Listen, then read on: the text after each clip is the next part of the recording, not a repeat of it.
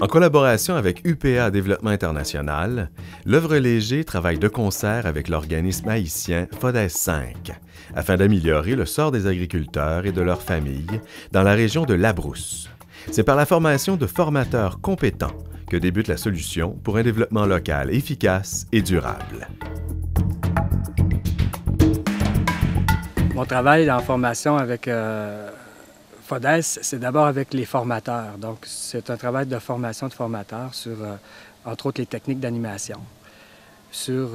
Occasionnellement, sur certains détails plus pointus, par exemple en aménagement, ou même dans certains cas sur la santé animale, parce que c'est le travail que j'ai fait pendant 20 ans comme producteur agricole. Sur 10-12 personnes, il y en a peut-être 4 ou 5 qui sont des agronomes. Un certain nombre de techniciens agricoles. On a deux femmes sur l'équipe, puis on a aussi un paysan. C'est la première fois dans les programmes de LSGT, il y en a au Sénégal, au Bénin et en Haïti, mais c'est la première fois qu'on a recruté un paysan. Puis je dois dire que c'est très concluant. Le technicien agricole n'a jamais été producteur agricole ou l'agronome n'a jamais été producteur agricole. Donc, ses préoccupations ne sont pas les mêmes. Celui qui est paysan sait que l'enjeu principal pour le paysan, c'est d'améliorer sa condition économique. Tout ce qui concerne la gestion, il l'aborde d'une façon qui est très différente. Puis ce qui est intéressant, c'est que c'est un complément qui apporte beaucoup aux autres membres de l'équipe. Jackson, pour le nommer, il le fait très bien. Puis il enseigne très bien, même aux agronomes. Puis il est respecté dans l'équipe aussi. Dans le cadre de toutes les formations, partir de la réalité. Moi, partir de la réalité des Haïtiens formateurs qui sont ici, mais eux, partir de la réalité des paysans qui sont dans les groupes en formation. Il y a beaucoup de jeux. Donc, c'est une approche qui nous permet le transfert facile à des populations analphabètes.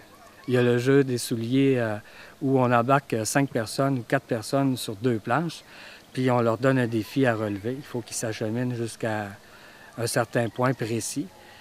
Parfois sans avoir le droit de communiquer entre eux. Tout ça pour revenir ensemble en groupe pour discuter ou dégager les éléments principaux. Parce que savoir fonctionner en équipe, c'est un enjeu important. Il y a 12-13 personnes sur l'équipe ici des formateurs.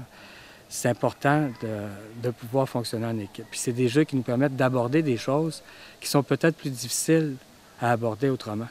Une des premières formatrices qui a été recrutée a composé une chanson qui est devenue l'hymne national de nos groupements, qui dit « Changer la vie, nous, à quoi force nous, c'est mettre tête ensemble, n'a brasser l'idée, à que ça que nous gagne. » Ça veut dire, pour changer notre vie, on doit être solidaire, se mettre ensemble, réfléchir, puis agir avec ce qu'on a, avec ce dont on dispose, à que ça que nous gagne. Moi, je pense que c'est une leçon intéressante parce que souvent, le développement, on imagine qu'il doit se faire avec des moyens qui arrivent de l'étranger. Donc, qu'on ait mis dans l'hymne national de l'SGT que le développement se fait avec nos propres moyens, c'est le début d'un changement. Il y a une énergie extraordinaire dans ces gens-là, une capacité incompréhensible de faire face à des difficultés, absolument incompréhensible. Je leur expliquais récemment que le taux de suicide chez nous était très élevé, particulièrement chez les producteurs agricoles. Il y a eu des documents là-dessus qui nous ont bousculés. Ici, il n'y en a pas, ou à peu près pas. Puis, dans des conditions qui sont absolument difficiles. L'an dernier, tu me parles de la catastrophe du séisme, le choléra. Il y a eu les élections qui n'ont pas été faciles. C'est plus qu'il en faut pour décourager un bon nombre de Québécois. Puis ici, on continue à chanter, on continue à espérer, puis on continue à travailler.